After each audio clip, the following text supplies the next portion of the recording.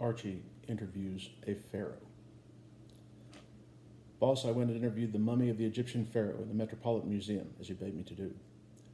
What ho, my regal Leatherface, says I. Greetings, little scatter-footed scarab, says he. Kingly has-been, says I, what was your ambition when you had any? Insignificant and journalistic insect, says the royal crackling. In my tender prime, I was too dignified to have anything as vulgar as ambition. The rah-rah boys in the SETI set were too haughty to be ambitious.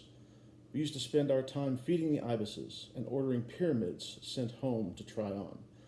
But if I had my life to live over again, I would give dignity all the regal raz and hire myself out to work in a brewery. Old Tan and Tari, says I detect in your speech the overtones of melancholy. Yes, I am sad, says the majestic mackerel. I am as sad as the song of the Soudanese jackal who is wailing for the blood-red moon he cannot reach and rip. On what are you brooding with such a wistful wishfulness? There in the silences confide in me, my imperial pretzel, says I. I brood on beer, my scampering whiffle-snoot, on beer, says he. My sympathies are with your royal dryness, says I. My little pest, says he, you must be respectful in the presence of a mighty desolation. Little Archy, 40 centuries of thirst look down upon you.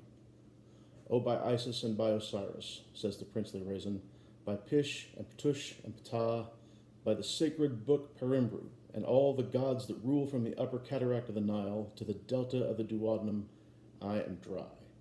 I am as dry as the next morning mouth of a dissipated desert, as dry as the hoofs of the camel of Timbuktu.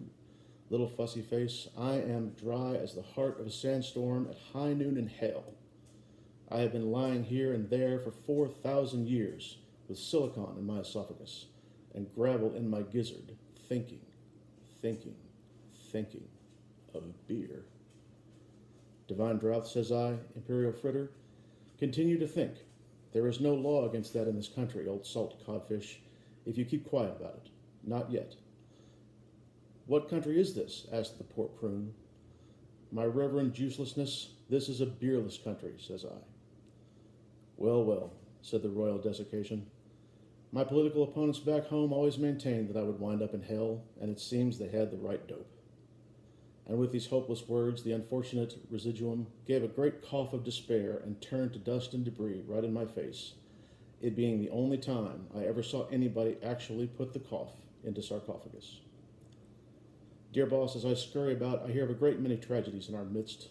Personally, I yearn for some dear friend to pass over and leave to me a boot legacy. Yours for the second coming of Gambrinus.